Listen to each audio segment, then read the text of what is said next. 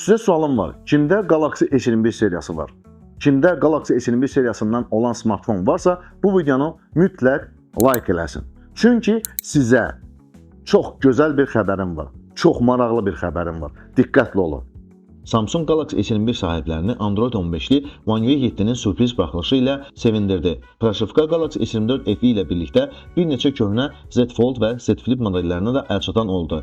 2021-ci ilin deviceları üçün One UI 7 yeniləməsi vaxtından əvvəl gəldi. Artıq Cənubi Koreya, Hindistan və bəzi ölkələrdə olan devicelar üçün əlçatandı. İstifadəçilər bildirir ki, Android 15-li One UI 7 proşifkasına aprel təhlükəsizlik yeniləməsi də daxildir. Yeniləmənin ölçüsü 3.5 GB-dır. Təəssüf ki, bir çox funksiyalar Galaxy S21 seriyasının smartfonlarında mövcud olmayacaq.